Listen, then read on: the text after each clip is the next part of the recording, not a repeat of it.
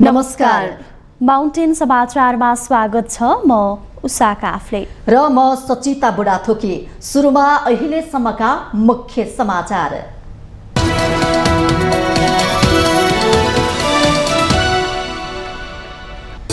आगामी आर्थिक वर्ष 2080-81 को बजेट राष्ट्रिय सभाबाट बहुमतले पारित। साउन 1 गते सोमबारदेखि कार्यान्वयन गर्न बाटो खुल्यो। सुशासन व्यवस्थापनका लागि सरकारको अभियानले विश्राम नलिने गृहमन्त्री श्रेष्ठको प्रतिबद्धता। रक्षा मन्त्री पूर्णबहादुर खड्का भन्छन् सेनाको संख्या कटौती हुँदैन। सञ्चार सचिव राउतलाई 24 घण्टाभित्र अदालत उपस्थित गराउन सर्वोच्चको आदेश। कर्मचारीहरू धमाधम पक्राउ। मुलुकको मुख्य प्रशासनिक केन्द्र सिंह दरबारमा असन्तुष्टि। पत्नी वियोगमा रहनुभएका प्रधानमन्त्री प्रचण्डको राजनीतिक कार्यक्रम शनिबारसम्म स्थगित। समवेदना प्रकट गर्न आउनेहरूले भोलिसम्म बालुवाटारमा पेट गर्न सक्ने। वास्तविक सुकुम्बासी र भूमिहीनहरूको पक्षमा उभिन सरकारलाई सांसदहरूको सुझाव। राजनीतिक रूपमा कृत्रिम भूमिहीनले समस्या ल्याएको भनाई। भारतको दिल्लीमा बाढीको आतंक। शिक्षण संस्था बन्द। यमुना नदीको बाढी 45 वर्ष यताकै उच्च बिन्दुमा पुग्दा सयौंलाई अन्यत्र सारियो। र बङ्गलादेशसँगको मैत्रीपूर्ण खेलमा नेपाल हारबाट जोगियो। सावित्रा भण्डारीले इन्जुरी समयमा गरेको गोलसँगै खेल 1-1 गोलले बराबरीमा। दोस्रो खेल आइतबार।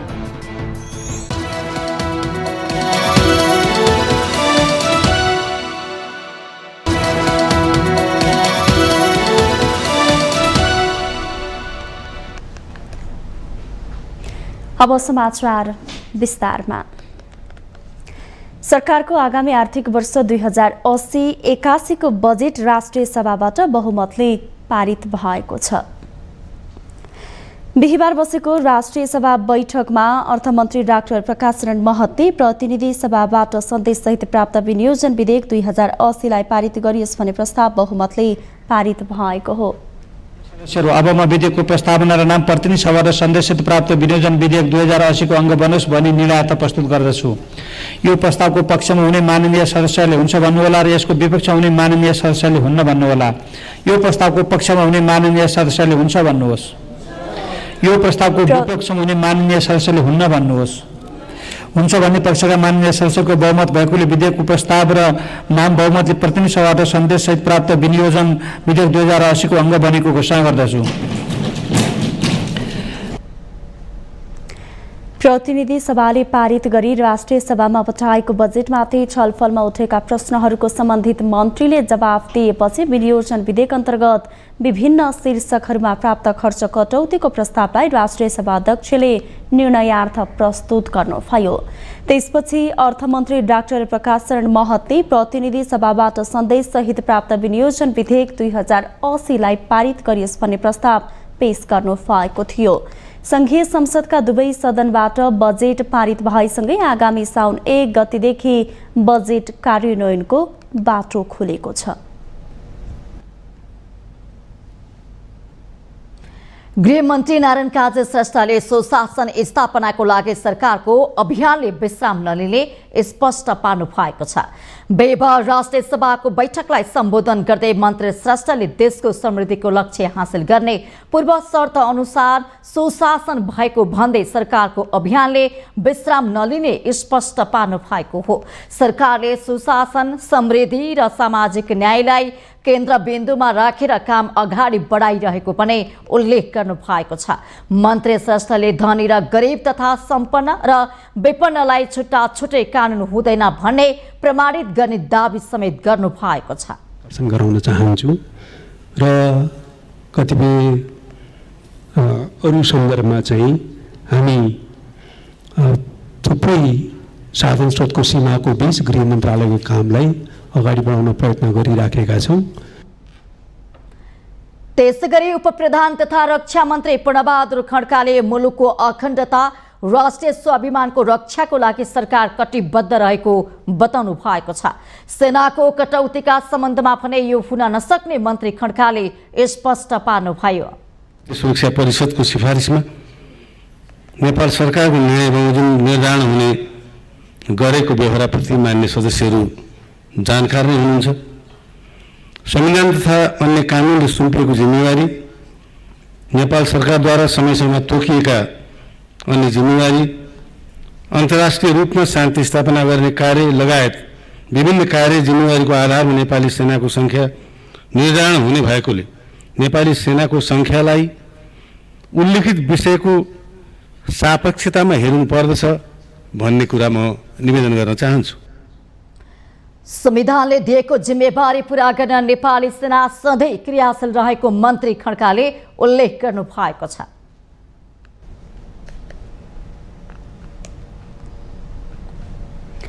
यसैगरी राष्ट्रिय सभा बैठकमा अन्य मन्त्रीहरूले पनि आफू सम्बद्ध मन्त्रालयको सम्बन्धमा उठेका प्रश्नहरूको जवाफ दिएका छन्।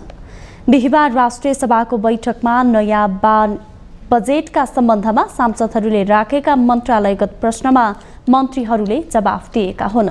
जवाफ दिने क्रममा भौतिक पूर्वाधार तथा यातायात मन्त्री प्रकाश ज्वालाले डोजरे विकास प्रवृत्तिको अन्त्य गर्ने प्रतिबद्धता जनाउनु भयो। सन्दर्भ पनि उठाउनु भएको छ मान्यजीहरूले। निश्चय पनि सडक निर्माण एक प्राविधिक विषय हो। बिना अध्ययन डोजर चालकको भरमा सडक निर्माण हुँदा अनेकौं प्राकृतिक विपत्ति हुँदै गइरहेको कुरा सत्य हो। कठिन भू बनोटबाट सडक निर्माण गर्नुपर्ने, चलायमान पहाडको पाखामा सडक निर्माण गर्नुपर्ने, सडक निर्माणको क्रममा निस्केका ढुङ्गा माटोले उचित व्यवस्था नहुँदा त्यस्तो डोजर विकासले 100 बिघा खेतीयोग्य भूमि पुरिने र बहुमूल्य पुल तथा पूर्वाधारमा क्षति हुने गरेको छ। हामी असारे र डोजरे विकास प्रवृत्ति अन्त गर्न प्रतिबद्ध छौँ। वन तथा वातावरण मन्त्री वीरेन्द्र प्रसाद महतोले आर्थिक वर्ष 2080-81 को बजेटमा हरियाली प्रवर्धनका कार्यक्रमहरूले प्राथमिकता पाएको बताउनुभयो। हरियाली पार्कका कार्यक्रमहरू संघ र प्रदेश र स्थानीय तहहरू तथा उपभोक्ता लगायतका सरकारवालाहरू सहितको सहभागितामा कार्यान्वयनमा ल्याइनेछ। महिला बालबालिका तथा ज्येष्ठ नागरिक मन्त्री सुरेन्द्र राज आचार्यले दुर्गम क्षेत्रका गर्भवती र सुत्केरी महिलाको हवाई उद्धारमा बजेट अभाव नभएको दावी गर्नुभयो। जोखिममा परेका गर्भवती तथा सुत्केरी महिलाको हवाई उद्धार गरी महिलाहरूको जीवन रक्षामा सहयोग गरिएको अवस्था छ र आगामी आर्थिक वर्षमा कार्यक्रमको प्रभावकारिता अध्ययन गरी उक्त परियोजनालाई थप परिमार्जन गरी निरन्तरता दिने कार्यक्रम रहेको छ। यस कार्यक्रममा बजेटको कमी नरहेको जानकारी गराउन चाहन्छु। यसैगरी भूमि व्यवस्था, सहकारी तथा गरिबी निवारण मन्त्री रञ्जिता श्रेष्ठ चौधरीले ठगी गर्ने सहकारीहरूलाई कानुन अनुसार कारबाही गरिने स्पष्ट गर्नुभयो। सहकारीहरूको अनुगमन निरीक्षण नियमित हुनु पर्यो भन्ने माननीय ज्यूहरूको जिज्ञासा बमोजिम सहकारीको प्रचलित मूल्य, मान्यता एवं सिद्धान्तका आधारमा सहकारी ऐन अनुसार सहकारीहरूको निरन्तर अनुगमन निरीक्षण एवं नियमन भइरहेको जानकारी म गराउन चाहन्छु। समस्याग्रस्त सहकारीहरूको व्यवस्थापनका लागि समस्याग्रस्त सहकारी व्यवस्थापन समितिको कार्यदल गठन भई कार्य भइरहेको छ। हालसम्म 12वटा समस्याग्रस्त सहकारी मध्ये 2वटा सहकारीहरूको समस्या समाधान भइसकेको र अरूको हकमा पनि आवश्यक प्रक्रिया अवलम्बन गरी समस्या समाधान गरिने जानकारी पनि गराउन चाहन्छु। संस्कृति, पर्यटन तथा नागरिक उड्डयन मन्त्री सुदन किरातीले जहाज खरिद गर्नु राष्ट्रिय आवश्यकता भएको तर्क गर्नुभयो। जहाजको कमीले नियमित उडान गर्न नसक्दा विमानस्थलको औचित्यमाथि प्रश्न उठ्नु स्वाभाविक हो। त्यस क्षेत्रमा उडान गर्दा नाफा नहुने भएकोले निजी क्षेत्र त्यसतर्फ उडान सञ्चालन गर्न आकर्षित देखिँदैन। अध्यक्ष महोदय, यसै तथ्यलाई मध्यनजर गरी नेपाल वायु सेवा निगमले 3वटा साना जहाज खरिद गर्ने प्रक्रिया अगाडि बढाएको छ। जहाज खरिद मेरो निजी स्वार्थको विषय हुँदै होइन, राष्ट्रिय आवश्यकता हो। कुन प्रक्रियाबाट खरिद गर्ने त्यो निगमकै विज्ञ र पदाधिकारीले निर्धारण गर्ने कुरा हो।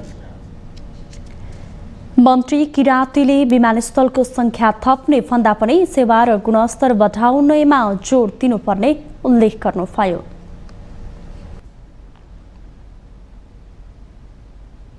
उता परराष्ट्र मन्त्री नारायण प्रसाद साउदले राजदूत नियुक्ति प्रक्रिया छिट्टै टुङ्गिने आश्वासन दिनुभएको छ। बेभर राष्ट्रिय सभाको बैठकमा सांसदहरूको प्रश्नमा जवाफ दिँदै मन्त्री साउदले हाल स्थानीय New York, Geneva, Canada, France, Thailand, UAE र कुवेत गरी 7 स्थानमा राजदूत पद रिक्त रहेको जानकारी दिँदै छिट्टै नै नियुक्ति हुने आश्वासन दिनुभएको छ। राजदूत नियुक्तिको लागि उच्च तहमा छलफल भइरहेको भन्दै उहाँले 50% परराष्ट्रभित्रबाट र 50% परराष्ट्र बाहिरबाट गरिने प्रश्न पार्नु भएको छ। स्थायी नियोग न्युयोर्क तथा Geneva, Canada, France, Thailand, UAE र कुवेत गरी 7 स्थानमा राजदूत पद रिक्त रहेको छ। राजदूतको नियुक्तिमा नेपाल सरकारले परराष्ट्रभित्रबाट 50% र परराष्ट्र बाहिरबाट 50% गर्ने हाम्रो कार्यविधिको प्रावधान छ र सोही कार्यविधि अनुसार नियुक्त गर्ने सम्बन्धमा उच्च तहमा छलफल भइरहेको छ र यो प्रक्रिया अब तत्कालै टुङ्गिनेछ भन्ने म विश्वास दिलाउन चाहन्छु। स्वास्थ्य तथा जनसङ्ख्या मन्त्री मोहनबहादुर बस्नेतले दरबन्दी अनुसार डाक्टरहरू व्यवस्थापन गर्दा सचिवालयमा धेरै धम्की आउन थालेको दुखेसो पोख्नु भएको छ। दरबन्दी बाहिर जिल्लामा हुने तर स्वास्थ्य मन्त्रालयमा काजमा बस्ने डाक्टरहरूको व्यवस्थापनमा कठिन बनेको भन्दै उहाँले दरबन्दी अनुसारको डाक्टरहरू व्यवस्थापन गरेर छान्ने प्रतिबद्धता जनाउनु भएको छ। काजमा बसेका छन्, म जस्तै माननीय मन्त्रीज्यूले राखे र मैले एकजना पनि ल्याएको छैन। म यो कुरा स्पष्ट साथ निवेदन गर्न चाहन्छु। यसलाई कडाइका साथ कदम चालेन भने स्वास्थ्य मन्त्रालय सुधार्न सक्ने अवस्था छैन। यो अलिअलि यताउति मिलाएर मिल्नेवाला छैन। यसलाई ठुलो अपरेसन गर्नुपर्ने स्थिति छ। किन डडेलधुरामा 16 जनामा 1 जना रहेन? किन यहाँ ट्रमा सेन्टरमा चाहिँ 20 जना पुग्ने भए ठाउँमा 22 जना चाहिँ अर्थोपेडिक डाक्टर साहबहरू हुनुहुन्छ? त्यसकारणले यो बेठिटीलाई हटाउनका लागि मैले यसमा चाहिँ अत्यन्तै जोखिमताका साथ मैले कदम उठाएको छु। सबै डाक्टरहरूलाई राजधानी मात्रै चाहिएको भन्दै मन्त्री बस्नेतले दरबन्दी अनुसार व्यवस्थापन गर्न खोज्दा आत्महत्या गर्ने सम्मका विषयहरू आएको टिप्पणी गर्नु भएको छ।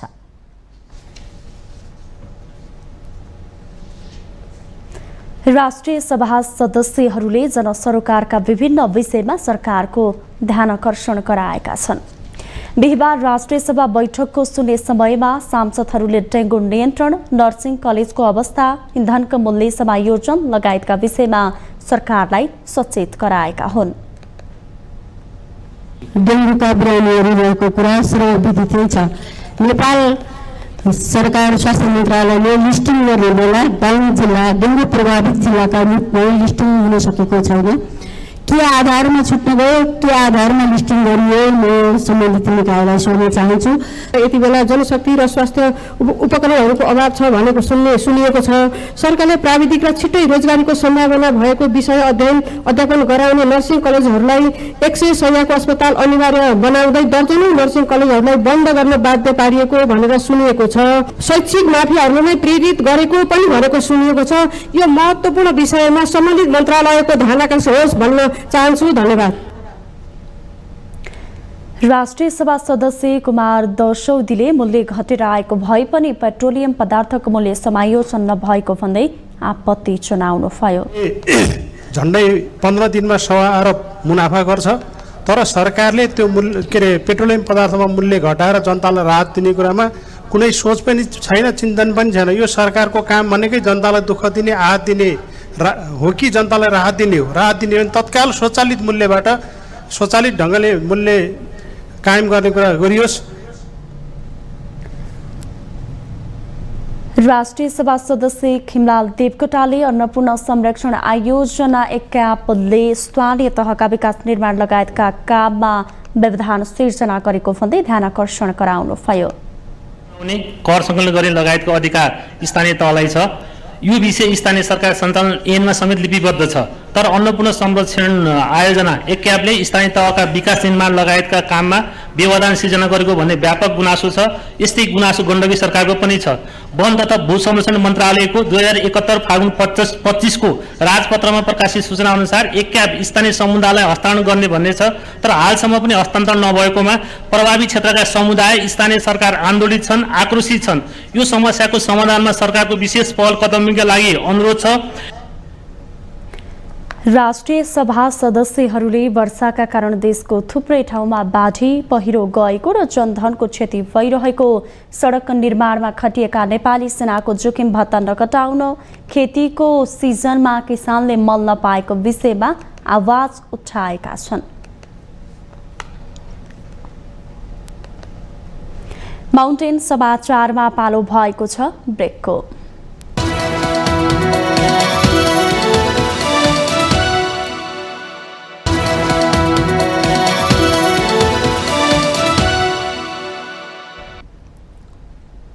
ब्रेकपछि पुनः स्वागत छ। अब बाँकी समाचार।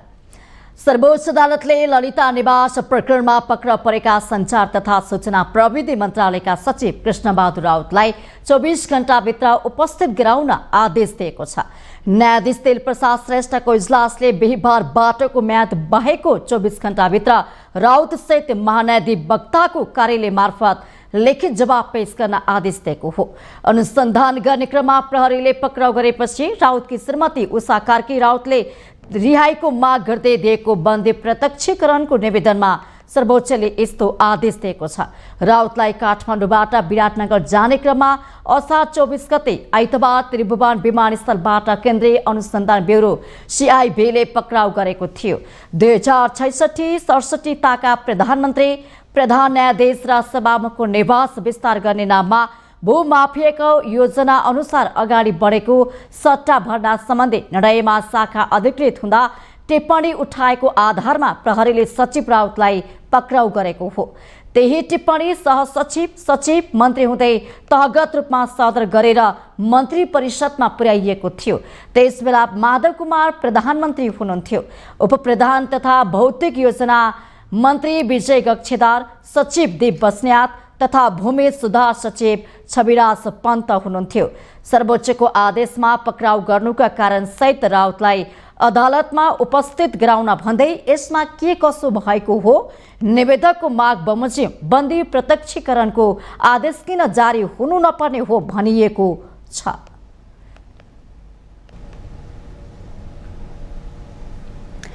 प्रधानमन्त्री प्रचण्डले ललिता निवास प्रकरणमा अघि बढेको कारबाहीबारे गर्व गरिरहेका बेला बहालवाला सचिव गिरफ्तार भएपछि सरकार दबावमा परेको देखिएको छ। ललिता निवास प्रकरणमा सञ्चार तथा सूचना प्रविधि सचिव कृष्णबहादुर राउत पक्राउ परेपछि देशको प्रशासनिक मुख्यालय सिंहदरबारमा असन्तुष्टि चुलिएको पाइन्छ। एक रिपोर्ट। बहालवाला कतिपय सचिवले मुख्य सचिव समक्ष संयुक्त रूपमा असन्तुष्टि जनाउने दुर्लभ घटना यस प्रकरणमा प्रकट भएको छ। सचिव राउतलाई विराटनगर जान लागेका बेला काठमाडौँ स्थित विमानस्थलमा आइतबार पक्राउ गरिएको थियो। राउतलाई भौतिक योजना तथा निर्माण मन्त्रालयका शाखा अधिकृत हुँदा गरेको कामलाई लिएर पक्राउ गरियो। शाखा अधिकृत हुँदा आदेश पालना गरेको अभियोगमा सचिव समातिए। तर निर्णायक भूमिकामा देखिएका राजनीतिक नेतृत्वलाई पक्राउ त के सामान्य सोधपुछ पनि नभएको भन्दै कर्मचारी तन्त्र असन्तुष्टि देखिन्छन्। मन्त्रालयका उच्च अधिकारीहरूले राउतको गिरफ्तारीले एक खालको त्रास उत्पन्न गरेको र त्यसले काम गर्ने वातावरण थप बिगार्ने चिन्ता बढेको अनौपचारिक रूपमा बताउन थालेका छन्। अहिले CIB ले निर्णय प्रक्रियामा जोडिएका कर्मचारीलाई धमाधम पक्राउ गरिरहँदा पूर्व मन्त्री र प्रधानमन्त्रीको के हुन्छ भन्ने चासो बढेको छ। पूर्व प्रधानमन्त्री माधव कुमार नेपाल एकातिर आफूले सरकारी जग्गा हिनामिना नगरेको सफाई दिइरहेका छन् भने अर्कोतिर उनी प्रधानमन्त्री रहँदा जग्गाधनी र मोहीसँग छलफल गरी जग्गा अधिग्रहणको टिप्पणी उठाउन निर्देशन दिएको आरोप छ। कर्मचारीहरू धमाधम पक्राउ परिरहँदा त्यसैलाई सदर गर्ने मन्त्री तथा प्रधानमन्त्रीहरूमाथि कुनै कदम नचालिनु शङ्काको विषय भएको पूर्व प्रशासकको बुझाइ छ। र राजनीतिक तहका उच्च तहका व्यक्तिहरूलाई उन्मुक्ति हुनु, कारबाहीको दायरामा नआउनु, इन्भेस्टिगेसनको दायरामा नआउनु र कर्मचारी चाहिँ एउटा दुईटा गर्दै फटाफट चाहिँ के भने अप्रत्याशित रूपमा चाहिँ एउटा सेक्सन अफिसरको हुँदाखेरि टिप्पणी उठाएको भरमा अहिले सचिव हुँदाखेरि पक्राउ खाने, यो पनि एउटा अचम्मकै कुरा छ।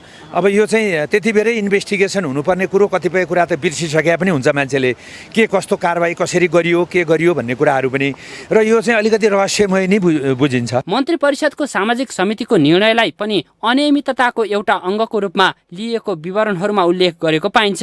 मन्त्रीहरूको समिति मध्ये त्यो पनि एक हो। उक्त बैठकमा आमन्त्रित कतिपय सचिवहरू पनि अनुसन्धानमा परेको बताइएको छ।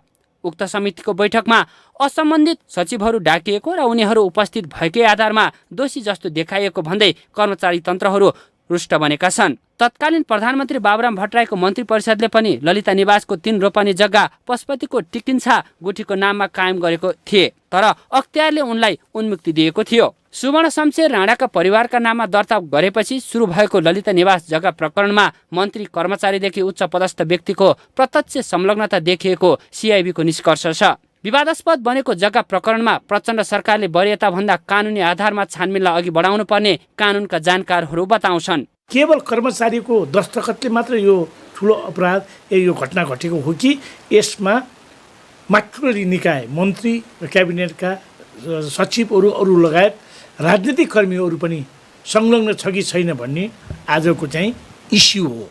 केवल राजनीतिक पार्टीसित आबद्धता भएको, मन्त्री भएको या त्यो राजनीतिक रूपबाट चाहिँ नजिक पहुँच भएको कारणले ऊ चाहिँ छानबिनको दायराबाट आउनु हुँदैन भन्ने अवस्था चाहिँ रहनु हुँदैन। यति भन्दै गर्दा अनुसन्धानलाई एउटा निष्पक्ष शङ्कारहितबाट यो कारबाही अगाडि बढाउनको लागि प्रमाण कानुनमा टेक्नुपर्छ। कर्मचारीहरू धमाधम पक्राउ परिरहँदा त्यसैलाई सदर गर्ने मन्त्री तथा प्रधानमन्त्रीहरू भने अनुसन्धानको दायरामा नपर्दा सरकारलाई अनुसन्धानको विश्वसनीयता कायम गर्न चुनौती थपिन सक्छ। माउन्टेन टेलिभिजन एचडीका लागि बटुकराज गिरीको रिपोर्ट। पत्नी विजयकुमार रहनुभएका प्रधानमन्त्री पुष्पकमल दाहाल प्रचण्डले आगामी शनिबारसम्मको लागि सरकारी राजनीतिक तथा कूटनैतिक छलफल र भेटघाटलाई स्थगित गर्नु भएको छ। श्रीमती सीता दाहालको निधनका कारण शोकमा रहनुभएका प्रधानमन्त्री प्रचण्डले आफ्ना सम्पूर्ण कार्यक्रम स्थगित दिनको लागि स्थगित गर्नु भएको छ। प्रधानमन्त्रीका प्रेस सल्लाहकार गोविन्द आचार्यले श्रद्धाञ्जली र संवेदना दिन बालुवाटार आउनेहरूसँग भेटघाट र कुराकानी गर्ने बाहेक अरू कार्यक्रम स्थगित गरेको जानकारी दिनुभएको हो। त्यसबाहेक अरू राजनीतिक तथा कूटनीतिक छलफल 30 गतेसम्मको लागि स्थगित गरिएको र यी दिनमा प्रधानमन्त्री सिंहदरबार पनि नजाने प्रेस सल्लाहकार आचार्यले बताउनु भएको छ। संवेदना प्रकट गर्न आउने शुभेच्छुकहरूले असार 29 गते बिहान 8 बजेदेखि 11 बजेसम्म र अपराह्न 4 बजेदेखि 6 बजेसम्म बालुवाटारमा प्रधानमन्त्री प्रचण्डलाई भेट्न सक्ने उहाँको सचिवालयले जनाएको छ। व्यवहार नेपाली कांग्रेसका सभापति शेरबहादुर देउवा, नेकपा एकीकृत समाजवादीका अध्यक्ष माधव कुमार नेपाल लगायतका विभिन्न पार्टीका नेताहरूले बालुवाटार पुगेर दिवंगत सीताको तस्बिरमा पुष्पगुच्छा अर्पण गरेका थिए। त्यसैगरी शुभेच्छुक तथा कूटनीतिक नियोगका प्रमुख तथा प्रतिनिधिले श्रद्धाञ्जली अर्पण गरेका थिए।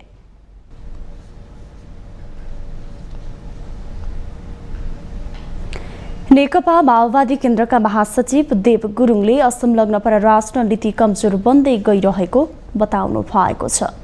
बिहिबार भक्तपुरमा आयोजित चिनिया कम्युनिस्ट पार्टी अन्तर्राष्ट्रिय विभागको नेपाल चीन रेशमी सहकार्य समुन्नत भविष्यका लागि सहयात्रा कार्यक्रमलाई सम्बोधन गर्दै महासचिव गुरुङले राष्ट्र, देश र जनताको स्वार्थभन्दा पनि नेता दलहरूको स्वार्थमा बढी केन्द्रित हुँदा असंलग्न परराष्ट्र नीति कमजोर बन्दै गइरहेको टिप्पणी गर्नु भएको हो। पछिल्लो समयमा पञ्चशीलको सिद्धान्त पाखा लगाइएको कारण कमजोर भइरहेको परराष्ट्र नीति दबाव र प्रभावमा पर्दै गएको उहाँको भनाइ छ। मुलुकको अस्मिता जोगाउन सरकार पनि राष्ट्रिय सहमतिबाट नै बनाउन आवश्यक रहेको महासचिव गुरुङले उल्लेख गर्नुभयो। असंलग्न परराष्ट्र नीतिको सिद्धान्तलाई अंगीकार गर्दै आइरहेको चाहिँ अवस्था हो। तर समस्या के देखिरहेको छ त भन्दा पछिल्लो समयमा चाहिँ यो पञ्चशीलको सिद्धान्त कमजोर पर्दै गइरहेको छ, असंलग्नताको सिद्धान्त कमजोर पर्दै गइरहेको छ, स्वतन्त्र परराष्ट्र नीति कमजोर पर्दै गइरहेको चाहिँ छ। कुनै न कुनै ढङ्गले चाहिँ दबावमा प्रभावमा पर्दै जाने खालको चाहिँ स्थितिले असंलग्न आन्दोलनको चाहिँ सिद्धान्तलाई अगाडि बढाउनुको सट्टामा कुनै न कुनै ढङ्गले पक्षधरता बन्ने प्रक्रियाको चाहिँ कुनै न कुनै ढङ्गले चाहिँ मतलब पक्षधरता बन्ने खालका प्रवृत्तिहरू बढ्दै गइरहेका चाहिँ छन्। महासचिव गुरुङले राष्ट्रिय राजनीतिमा पनि विकासको स्थिरता, स्थायित्व, निरन्तरता अनिवार्य रहेको भन्दै आन्तरिक अराजकता निषेधको राजनीति अन्त्य हुनुपर्नेमा जोड दिनुभयो। सरकारले अनुचित लेनदेन मिटर ब्याज सम्बन्धी जाँचबुझ आएको म्याद आगामी असो 25 गतेसम्म थपेको छ।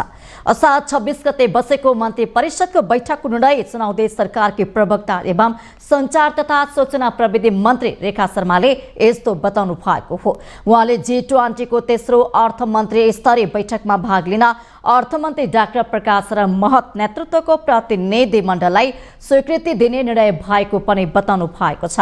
त्यस्तै सरकारले आर्थिक वर्ष 2080-81 को लागि धानको न्यूनतम समर्थन मूल्य तोक्ने नेपाल विद्युत प्राधिकरण चैनपुर सेती जलविद्युत आयोजनाको विद्युत गृहमा रहने संरचना निर्माण कार्यको लागि जग्गा प्राप्ति गर्न स्वीकृति दिने, थाइल्यान्डले आयोजना गर्ने बिमस्टेक परराष्ट्र मन्त्रीहरूको रिट्रिङमा भाग लिन परराष्ट्र मन्त्री नारायण प्रकाश साउदको नेतृत्वको प्रतिनिधि मण्डललाई स्वीकृति दिने निर्णय गरेको छ। रहने संरचना निर्माण गर्नको लागि बझाङ जिल्ला तलकोट गाउँपालिका वार्ड नम्बर 2 र 3 स्थित करिब 7319 वर्गमिटर जग्गा प्राप्ति गर्न स्वीकृति दिने भन्ने निर्णय भएको छ। परराष्ट्र मन्त्रालयको प्रस्तावमा थाइल्यान्डले आयोजना गर्ने बिमस्टेक परराष्ट्र मन्त्रीहरूको रिट्रिटमा भाग लिन परराष्ट्र मन्त्री श्री नारायण प्रकाश साउदको नेतृत्वको प्रतिनिधि मण्डललाई स्वीकृति दिने भन्ने निर्णय पनि गरेको छ। यस्तै असार 21 गते बसेको मन्त्री परिषदको बैठकले आगामी वर्ष 2079-80 मा वित्तीय समानीकरण अनुदानतर्फ विनियोजित रकममध्ये स्थानीय तहलाई हस्तान्तरण गर्न बाँकी रहेको पनि जनाइएको छ। त्यसै गरी 12 अर्ब 73 करोड 6 लाख 40 हजार प्रतिशतका दरले हुने 5 अर्ब 9 करोड 22 लाख स्थानीय तहलाई वित्तीय हस्तान्तरण गरेको छ।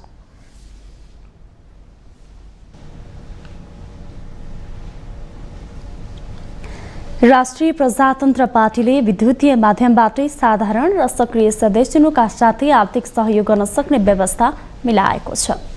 बिहिबार पार्टी केन्द्रीय कार्यालय धुम्बाराहीमा आयोजित पत्रकार सम्मेलनमा पार्टी अध्यक्ष राजेन्द्र प्रसाद लिङदेनले विद्युतीय माध्यमबाटै साधारण सक्रिय सदस्य बन्नुका साथै आर्थिक सहयोग गर्न सक्ने व्यवस्था मिलाएको जानकारी दिनुभएको हो। राप्रपामा अब काम नगरी नेता हुन नपाइने व्यवस्था गरेको भन्दै उहाँले तोकिएका भूगोलको जिम्मेवारीमा नजाने नेता स्वत पदीय जिम्मेवारीबाट मुक्त हुने प्रश्न पार्नुभयो। 1 वर्षमा सक्रिय सदस्यको संख्या 2 लाख पुर्याउने, 6 महिनामा 165 निर्वाचन क्षेत्रसम्म प्रशिक्षण कार्यक्रम गर्ने, 6 महिनापछि भूगोलको जिम्मेवारी हेरफेर हुने उहाँको भनाइ थियो। अध्यक्ष लिङदेनले भूगोल केन्द्रित जिम्मेवारीमा रहेका नेताले आफ्नो दैनिक क्रियाकलाप विद्युतीय माध्यमबाट सचिवालयमा नियमित रूपमा पेश गर्नुपर्ने व्यवस्था लागू गरेको जानकारी पनि दिनुभयो। महिनासम्म तोकिए अनुसारको संगठन विस्तार र सुदृढीकरणका काम गर्नुपर्नेछ। भूगोल केन्द्रित जिम्मेवारीमा रहेका नेता तथा विभिन्न तहका कार्य समितिका क्रियाकलापको समन्वय तथा अनुगमनका लागि 7वटै प्रदेशमा संयोजक तथा सहसंयोजकको व्यवस्था मिलाइएको छ। अध्यक्ष लिङदेनले नवीन राप्रपा कार्ययोजना अन्तर्गत भ्रष्टाचारका विरुद्ध पार्टीको अवधारणालाई प्राथमिकताका साथ राख्ने, राजसंस्था, हिन्दू राष्ट्र र संघीयता सम्बन्धी पार्टीको अवधारणालाई जनता समक्ष पुर्याउने निर्णय केन्द्रित कार्य समितिको बैठकले गरेको पनि जानकारी दिनुभयो।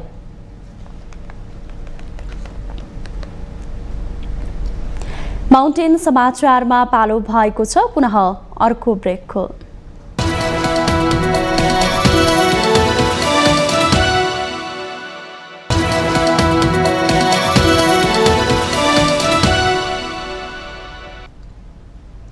ब्रेकपछि पुनः स्वागत छ। अब बाँकी समाचार। दक्षिण तथा मध्य एसिया हेर्ने अमेरिकी सहायक विदेश मन्त्री डोनाल्ड लू शुक्रबार नेपालको 1 दिने भ्रमणमा आउने पक्का भएको छ। काठमाडौँ स्थित अमेरिकी दूतावासले बिहिबार उहाँको भ्रमणको औपचारिक घोषणा गरेको छ। लू अहिले दक्षिण एसियाको भ्रमणमा हुनुहुन्छ। यस क्षेत्रको भ्रमणको क्रममा नेपाल फेरि आउन उत्सुक हुनुहुन्छ। दूतावासले फेसबुकमा पोस्ट गरेको छ। सहायक विदेश मन्त्री लूले 1 दिने नेपाल भ्रमणको क्रममा प्रधानमन्त्री पुष्पकमल दाहाल प्रचण्ड र परराष्ट्र मन्त्री एनपी साउदसँग शिष्टाचार भेटवार्ता गर्ने कार्यक्रम तय भइसकेको छ। उक्त भेटवार्ताको क्रममा लूले नेपालमा ऊर्जा र पूर्वाधार विकासमा अमेरिकी $500 मिलियन अनुदानको कार्यक्रम मिलेनियम च्यालेन्ज कर्पोरेसन एमसीसी को कार्यान्वयनको अवस्था, दुई मुलुकबीचको सम्बन्ध लगायतका विषयमा कुराकानी गर्ने बताइएको छ। दूतावासका अनुसार लुले अमेरिकन चेम्बर अफ कमर्सको एक सदस्य संस्थासँग भेटघाट गर्ने कार्यक्रम छ। नेपालीहरूलाई विश्वव्यापी रूपमा प्रतिस्पर्धा गर्न सक्षम बनाउने दिशामा अनुपम सिप प्रदान गर्न उक्त संस्थाले गरेका प्रयासबारे पनि बुझ्ने कार्यक्रम रहेको दूतावासले जनाएको छ। सहायक विदेश मन्त्री लु दक्षिण तथा मध्य एसिया मामिलामा दखल राख्ने अमेरिकन कूटनीतिज्ञ मध्येमा पर्नुहुन्छ। उहाँ 2078 साल भदौमा दक्षिण तथा मध्य एसिया मामिला हेर्ने सहायक विदेश मन्त्रीमा नियुक्त हुनु भएको थियो।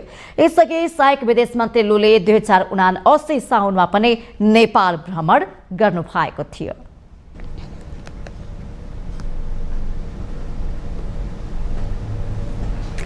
सांसदहरूले सरकार वास्तविक सुकुम्बासी र भूमिहीनको पक्षमा उभिनुपर्ने बताएका छन्।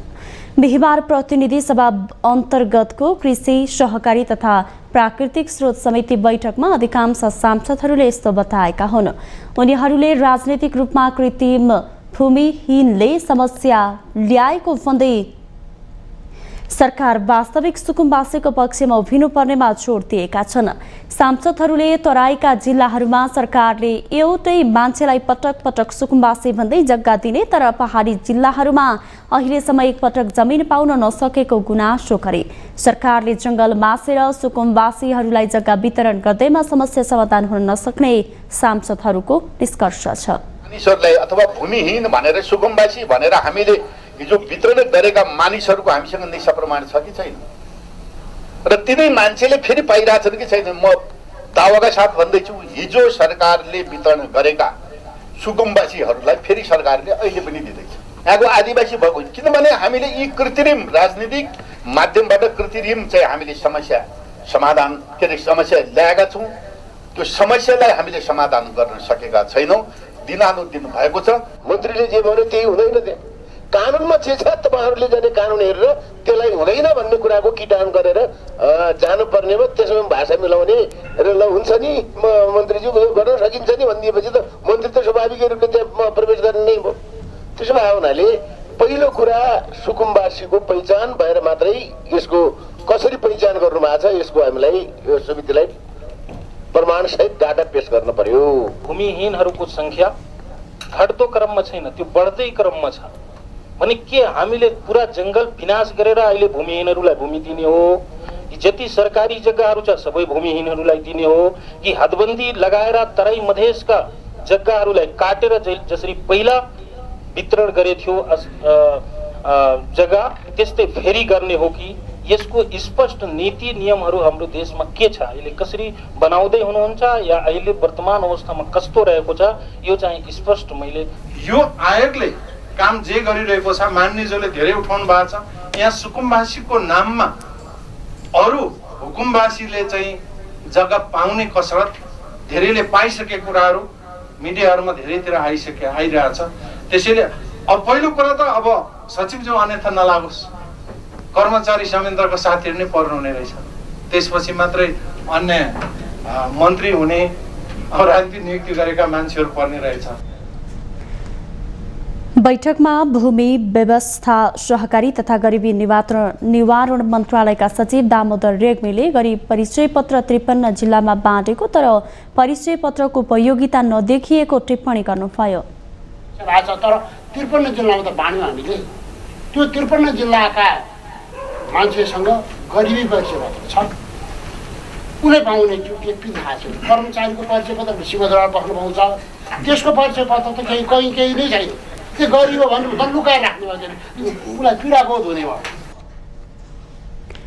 उहाँले सरकारले गरिबी परिचय पत्र बाँडे पनि राज्यबाट पाउने सेवा सुविधाका बारेमा केही थाहा नभएको उल्लेख गर्नुभयो। युवा तथा खेलकुद मन्त्री डिगबहादुर लिम्बुले नयाँ आर्थिक वर्षबाट चितवनको गौतम बुद्ध अन्तर्राष्ट्रिय क्रिकेट रङ्गशालाको काम अगाडि बढ्ने बताउनु भएको छ। विवाह शिक्षा स्वास्थ्य तथा सूचना प्रविधि समितिको बैठकमा उहाँले यस्तो बताउनु भएको हो।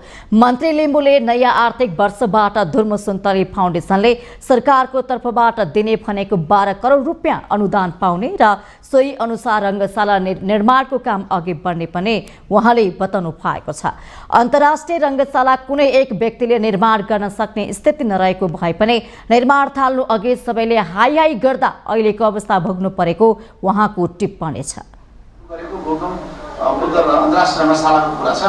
अब यो चाहिँ सुरुमा स्टार्टिङ गर्ने बेलामा सबैजना हाई गऱ्यौँ, सबैले क्ल्यापिङ गरेको अवस्था देखियो। मैले त न्युजमा त्यतिखेर हेरेको थिएँ, तर मलाई भित्र मनमा के लाग्थ्यो भने यो मान्छे फस्यो भन्ने मलाई। एउटा मान्छेले 3.5 अरबको प्रोजेक्ट गर्छु भन्दाखेरि हामीले हैसियत ताली पिट्ने काम हामीले गऱ्यौँ नि, त्यतिखेर तिमी सक्दैनौ हुँदैन भने अब यो गतिविधि हुने थिएन भन्ने मलाई लाग्छ। नेपाली कांग्रेसका सांसद बद्री प्रसाद पाण्डेले युवाहरूलाई स्वदेशमै राख्नको लागि सरकारले नयाँ उपायको खोजी गर्न आवश्यक रहेको बताउनु भएको छ। आर्थिक उपार्जन गर्न खेलकुद क्षेत्र महत्त्वपूर्ण हुने भन्दै यस क्षेत्रमा लगानी बढाउनु पर्ने उहाँको तर्क थियो। सांसद पाण्डेले खेलकुद क्षेत्रमा चलखेल हुँदा खेलाडीहरू बदनाम हुने गरेको जिकिर गर्नुभयो। अध्यक्ष बन्छन्, सधैँ खिचातानी गर्छन्, भ्रष्टाचारका चाहिँ अनगिन्ती चाहिँ स्रोत कम छ तर भ्रष्टाचारको मात्रा चाहिँ धेरै छ भन्ने ढङ्गको बदनामी पनि हामीले खेप्नु परेको अवस्था छ। नेकपा एमालेकी सांसद विद्या भट्टराईले बजेट खर्च गर्न नसक्ने स्थितिको अन्त्य हुन जरुरी रहेको बताउनु भएको छ। सरकार बजेट छैन भन्ने तर आर्थिक वर्ष सकिन लाग्दा खर्च नहुने परिपाटीको अन्त्य हुनुपर्ने उहाँको भनाइ छ। हामी किन जिम्मेवार हुन सकेनौँ? बजेट छैन भन्ने तर बजेट खर्च नहुने, त्यो कारण के हो? अब चाहिँ खर्च भएन भने त्यसको जिम्मेवारी कसले लिने? दण्डित हुने कि नहुने? मेरो प्रश्न हो। सांसद भट्टराईले युवाहरूले स्वामित्व लिन सक्ने गरी कार्यकारी अधिकार सहितको युवा परिषदको निर्माण गर्न मन्त्रालयलाई नेतृत्व लिन सुझाव दिनु भएको छ।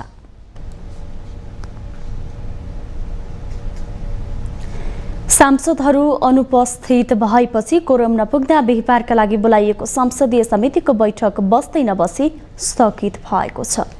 मेलम्ची खानेपानी आयोजनाका बारेमा छलफल गर्ने कार्यसूची दिउँसो 1 बजेका लागि बोलाइएको पूर्वाधार विकास समितिको बैठक कोरम नपुगेर स्थगित भएको हो। समिति सञ्चालनका लागि आवश्यक पर्ने सदस्य नै अनुपस्थित भएपछि समितिको बैठक बस्न नसकेको हो। बैठक बस्न समितिमा रहेका कुल सदस्य मध्ये 51% सदस्य उपस्थित हुनुपर्ने व्यवस्था छ। यसअनुसार पूर्वाधार समितिको बैठक बस्न 14 जना सांसद आवश्यक पर्दछ।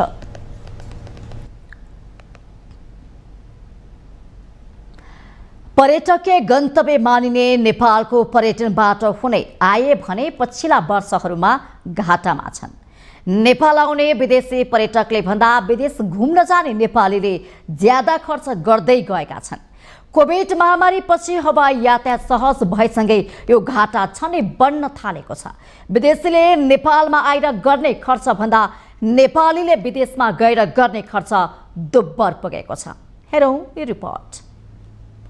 राष्ट्र बैंकको तथ्याङ्क अनुसार नेपालीले विदेशमा घुम्नका लागि 1 खर्ब 19 अर्ब रुपियाँ खर्च गरेका छन्। नेपालीले विदेशमा घुम्न गएर पहिलो पटक खर्च बढी गरेका हुन्। यो खर्च अघिल्लो वर्षको जेठ मसान्तको तुलनामा 37.9% बढेको छ। गत आर्थिक वर्षमा 87 अर्ब विदेश घुम्न जानेले खर्च गरेका थिए। नेपालमा पर्यटक आगमन बढ्दा आम्दानी 94.3%ले वृद्धि भएको छ। यद्यपि नेपालमा विदेशी पर्यटकले 58 अर्ब 6 करोड रुपियाँ मात्रै खर्च गरेका छन्। कोभिड महामारी अघि सामान्य अवस्थामा आर्थिक वर्ष 2075-76 मा सेवा खाता अन्तर्गत भ्रमण आय 73 अर्ब 57 करोड पुगेको थियो। उक्त वर्ष 12 लाख बढी विदेशी पर्यटक नेपाल भित्रिएका थिए। तर उक्त वर्ष नेपालीले विदेशमा गएर 89 अर्ब 58 करोड खर्च गरे। सबैभन्दा बढी पर्यटक भित्रिएको वर्षमा नै करिब 11 अर्ब रुपियाँले घाटा बिहोर्यो। नेपाल राष्ट्र बैंकले नेपालीले विदेशमा घुम्न जाँदा पहिलो पटक 1 खर्ब बढी खर्च गरेको जनाएको छ। यद्यपि राष्ट्र बैंकले विदेश जाने नेपालीलाई डलर सटहीमा कडाई गर्दै आएको छ। वैदेशिक मुद्रा सञ्चितमा चाप आउँदा अहिले विदेश घुम्न जाने नेपालीले $500 मात्रै साट्न पाउँछन्। सामान्यतया राष्ट्र बैंकले पर्यटक भिसामा विदेश घुम्न जानेलाई $1500 अमेरिकी डलरसम्म दिने गरेको छ। संस्कृति, पर्यटन तथा नागरिक उड्डयन मन्त्रालयले हालै जारी गरेको तथ्याङ्क अनुसार नेपालमा बस्ने पर्यटकले प्रतिदिन $40.5 अर्थात् 5300 रुपियाँ खर्च गर्दै आएका छन्। यो अघिल्लो वर्षको तुलनामा 15.6%ले कम हो। पर्यटकले नेपालमा 2021 मा प्रतिदिन $48, 2022 मा प्रतिदिन $65 र 2019 मा प्रतिदिन $48 खर्च गर्दै आएका थिए। सन् 2022 को रिपोर्ट अनुसार पर्यटकको औसत नेपाल बसाई 13.1 दिन मात्रै छ। पर्यटक क्षेत्रले नेपालको जीडीपीमा 2% पनि योगदान गर्न नसकेको मन्त्रालयको तथ्याङ्कले देखाएको छ। 2022 मा जीडीपीमा जम्मा 1.98% योगदान देखिन्छ। सन् 2022 मा 6,14,000 पर्यटक भित्रिँदा बिदा र मनोरञ्जनका लागि 3,97,000, तीर्थयात्राका लागि 79,000, ट्रेकिङ एन्ड माउन्टेनिङका लागि 61,000 पर्यटक नेपालमा आएको तथ्याङ्कले देखाएको छ। नेपाल भ्रमण गरेका पर्यटकमा 33.88% 31 देखि 45 वर्षसम्मका छन् भने 46 देखि 60 वर्षसम्मकाले 25.37% हिस्सा ओगटेका छन्। नेपाल भिजिट गर्नेमा राष्ट्रिय निकुञ्ज र आरक्ष क्षेत्रमा घुम्न धेरै पर्यटक भित्रिएका थिए। माउन्टेन टेलिभिजन एचडीका लागि बटुकराज गिरीको रिपोर्ट। अविरल वर्षाका कारण देशका विभिन्न भागमा सडक मार्गहरू अवरुद्ध भएका छन्। पूर्वमा मेची राजमार्ग र तमोर करिडोर पूर्ण रूपमा अवरुद्ध भएको सडक विभागले जनाएको छ। मेरी राजमार्ग अन्तर्गत केचना, चन्द्रगढी, आरआली, इलाम, फिदिम र गणेशचोक, ताप्लेजुङ, ओला, चङ्गुगोला सडक खण्ड अवरुद्ध छ। 5 थरको हेवा खोलामा सडक र पुल भत्किँदा मेची राजमार्ग अवरुद्ध भएको विभागले जनाएको छ। यस्तै तमोर करिडोर अन्तर्गत चतरा, मूलघाट, माछीटार, अमरापुर डाँडा, गणेशचोक सडक खण्ड पनि अवरुद्ध छ। यस सडक खण्डको 5 थरको माझीटार र हेवा खोलामा सडक र पुल भत्किएका कारण अवरुद्ध भएको हो। विभागले देशका 18वटा सडक अहिले एकतर्फी सञ्चालन रहेको पनि जनाएको छ। सङ्खुवा सभाको मुधे, हाइटार र दोभानमा पहिरो जाँदा कोशी राजमार्ग एकतर्फी भएको छ। अरनिको राजमार्ग अन्तर्गत सिन्धुपाल्चोकको दाकुलुङ र हिन्डीमा आएको समस्याले काठमाडौँ, धुलीखेल, दोलालघाट, खाडी चौर, कोदारी सडक, सिद्धार्थ राजमार्ग अन्तर्गत पाल्पाको हिउँदे खोला, दोभान र गौडे पुलमा भएको क्षतिका कारण सडक एकतर्फी भएको सडक विभागले जनाएको छ। त्यस्तै पाल्पाको तानसेनबाट गुल्मीको रिडी जाने, म्याग्दीको नौनी बगर, गुइथे, काभ्रे र वैसरी सडक, लमजुङको खरखरे र मनाङको तिमाङमा पहिरो जाँदा डुम्रे, बेसी सहर, चामे सडक पनि एकतर्फी सञ्चालनमा रहेका छन्। उता कर्णाली राजमार्ग अन्तर्गत दैलेखको दही खोला र राप्ती राजमार्ग अन्तर्गत सल्यानको चोर खोलामा पहिरो खसेका कारण सडक एकतर्फी भएको छ।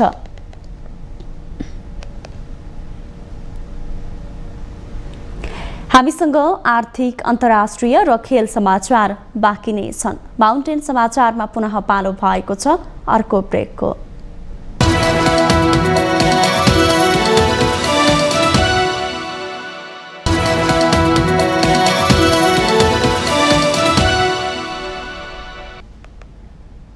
ब्रेकपछि पुनः स्वागत छ। अब पालो आर्थिक समाचारको। आर्थिक समाचारको साथमा जगदम्बा सुपर साइन तथा ग्याल्बा प्लस जीवनभरको भरोसा। रिद्धि सिद्धि सिमेन्ट रोबोटिक ल्याबमा बनेको स्मार्ट सिमेन्ट।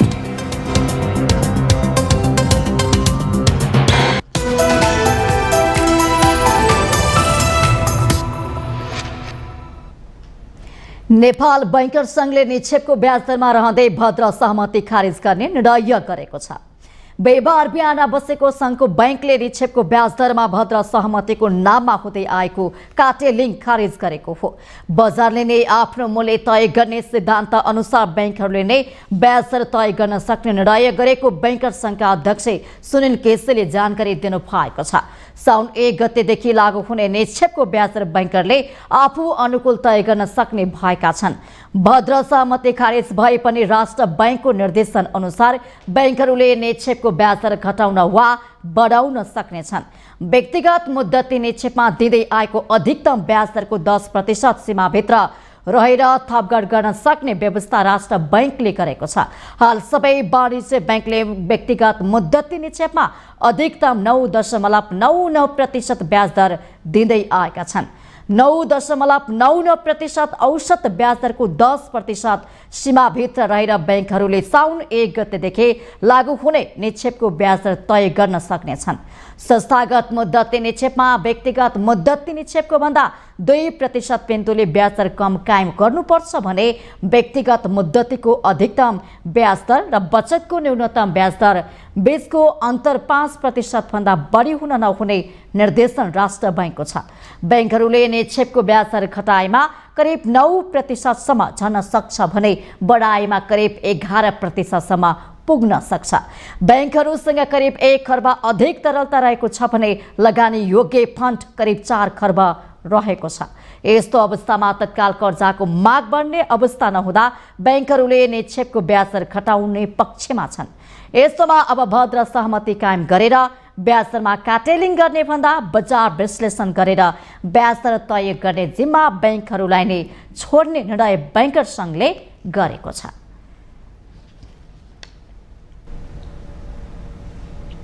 अब पालो अन्तर्राष्ट्रिय समाचारको।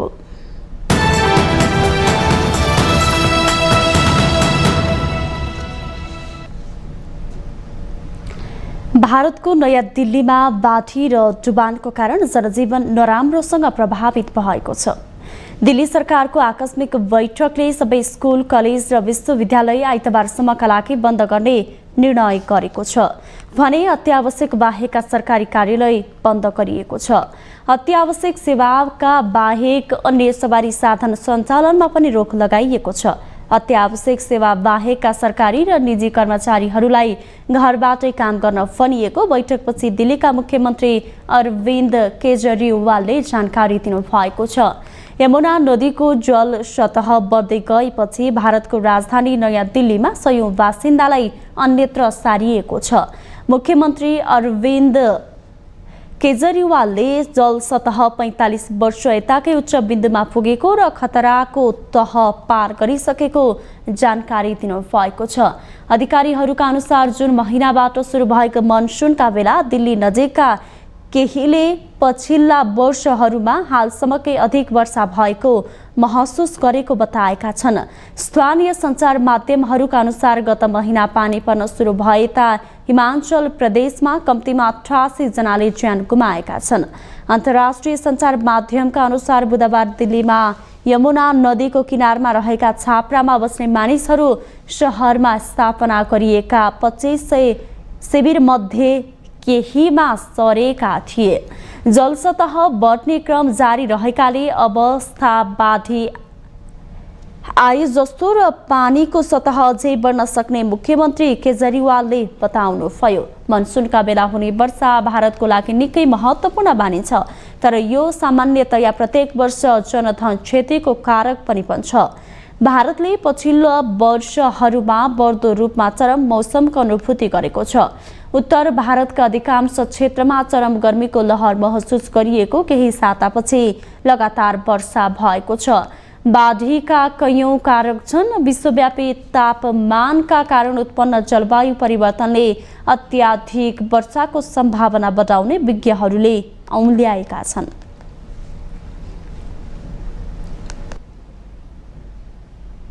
अब पालो खेल समाचारको।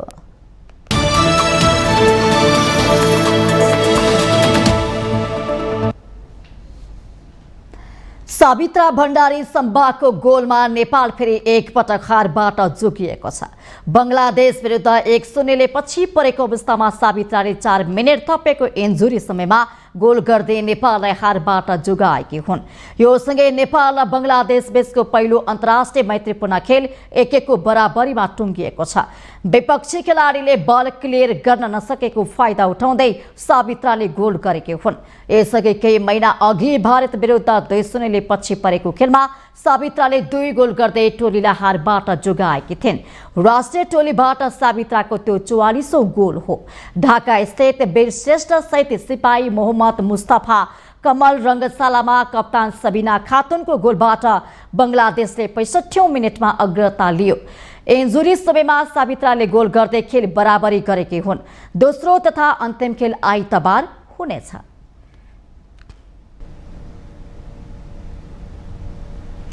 सातौं प्रधानमन्त्री कप एनभिए महिला तथा पुरुष राष्ट्रिय भलिबल लिगमा एपीएफलाई हराउँदै टिपटप हेल्प नेपाल फाइनल नजिक पुगेको छ। बिहिबार भएको पुरुषतर्फको पहिलो खेलमा टिपटप हेल्प नेपालले विभागीय टोली एफएफ क्लबलाई पराजित गरेको हो।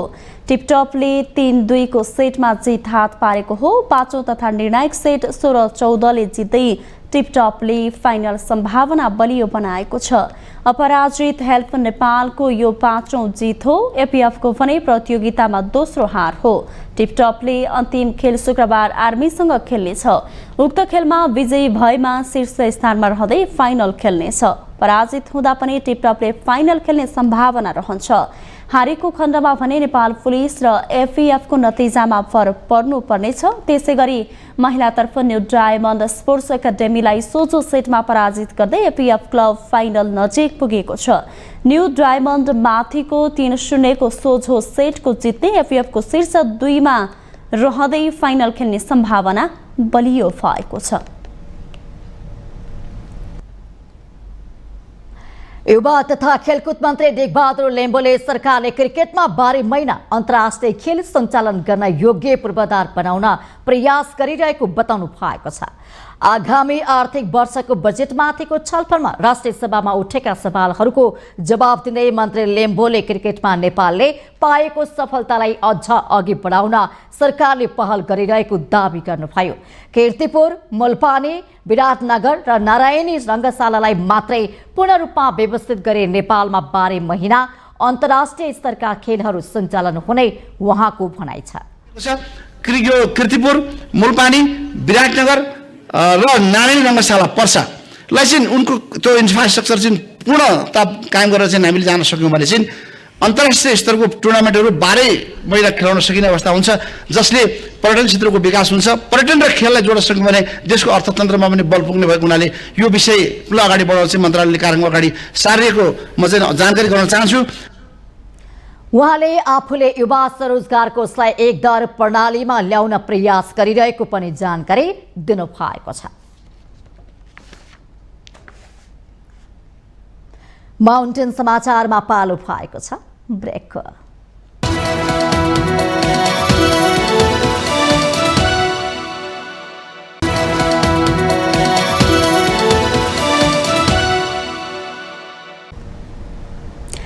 ब्रेकपछि स्वागत छ। यससँगै हामी माउन्टेन समाचारको अन्त्यमा आइपुगेका छौँ। जाँदा जाँदै अहिलेसम्मका मुख्य समाचार पुनः एकपटक।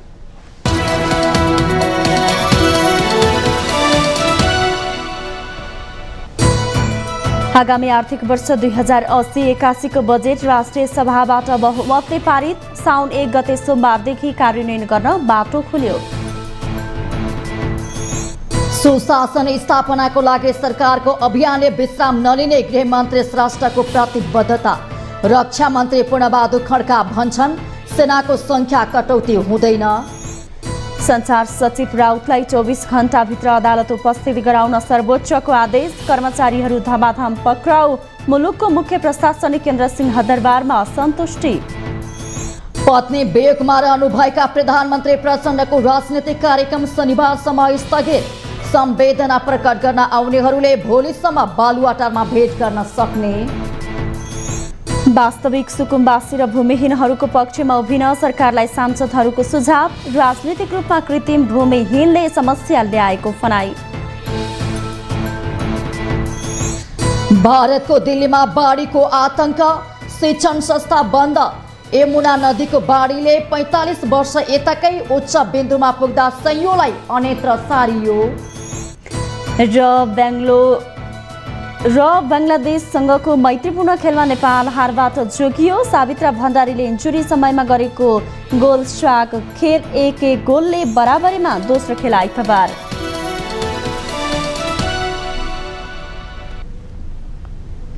माउन्टेन समाचार अहिलेलाई सकियो। सत्य, तथ्य र निष्पक्ष समाचारको लागि माउन्टेन टेलिभिजन HD हेर्दै रहनुहोला। नमस्कार।